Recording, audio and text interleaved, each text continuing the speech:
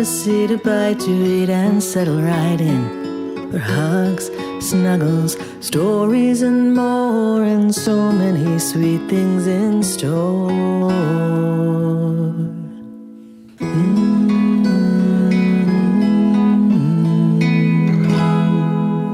Welcome to Afternoons with Mimi. Achoo! Gesundheit, kiddo. Thanks, Mimi. Some of these boxes are a little dusty. That's why we're sprucing things up today. Unpacking our special dishes for tomorrow's seder, pulling out the tablecloths, and last but not least, making sure there's not a speck, crumb, or even a dusting of chametz left in this house. Are we going to play the flashlight game later to look for the breadcrumbs? You know it. Oh my, I love this seder plate. Did you know that I bought this when your Ema was very little? That was such a wonderful day. I want to hear the story. I want to know about when Ema was little like me. Okay, snuggle up and let me tell you a little something. It was a beautiful, bright and sunny day when your Ema and I were out for a walk. Kind of like when we went on our special walk to get art supplies for your tzedakah box. It had been a very rainy and cold week. And suddenly we had this wonderful day, so everyone was outside enjoying the air. Were there lots of puddles? You know, I don't remember any puddles. Maybe there were, and maybe they magically dried up. Did you see any rainbows? Sure did. A big one right over the park. So that's where Ema and I headed. There were artists out painting, and people playing frisbee, and families having picnics. It was wonderful. And we turned a corner and found some people selling all sorts of art and treasures and special things. They each had a blanket laid out with their items. And at the very end, the very last blanket, there was a lady who had all sorts of pretty things she had made. And your Ema said, Look, a seder plate. You're right. I think you've heard this story before. A couple times, yeah. She did. And at the time, we didn't have a seder plate of our own because we usually went to Tante Judith's for Passover. But that was the very first year that we were going to host. It was meant to be. It was. And so we have this incredible, colorful seder plate to use on our table now. See all the labels for each item on the dish? The artist painted them as reminders. There's The bone. Right, the shank bone. And what's this for? The egg. Good. And over here? Maror. Wow, you knew the Hebrew for that one. Do you know what else it's called? Bitter herbs? Correct. All right, this might be tricky. What's this? Right here next to it. More bitter herbs? Yes, or chazeret. I like to put some romaine lettuce there. Okay, how about this one? That's where we put the charoset. That's right. I love charoset, especially when you make the pear kind. I like that too. And now, what's this last one? That's where I'll put my parsley we grew. Great job. Ooh, look at this. Hey, I made that. Yes, you did, in preschool. It's your very own seder plate. You saved it. Of course I did, my heart. I love how you created this with the cupcake wrappers and the paper plate.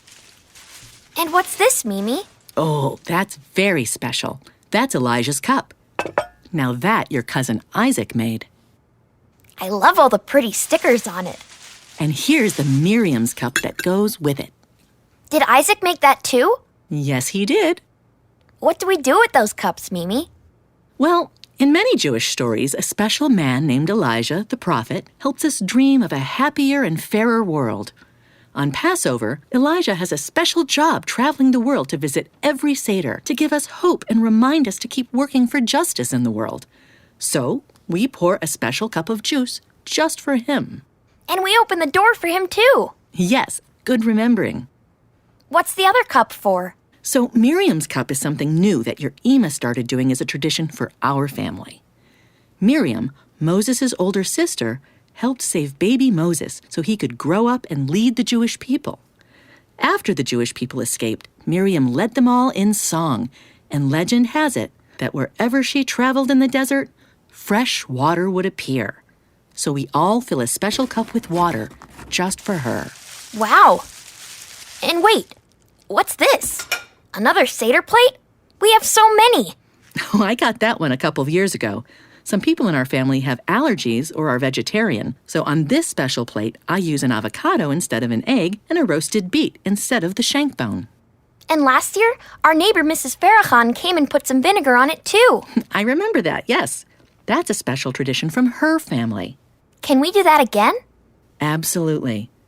Are there any other special traditions you look forward to? When Miles and Ari thunder chop the matzah. Yes. How could I forget your cousin's very original take on breaking the matzah?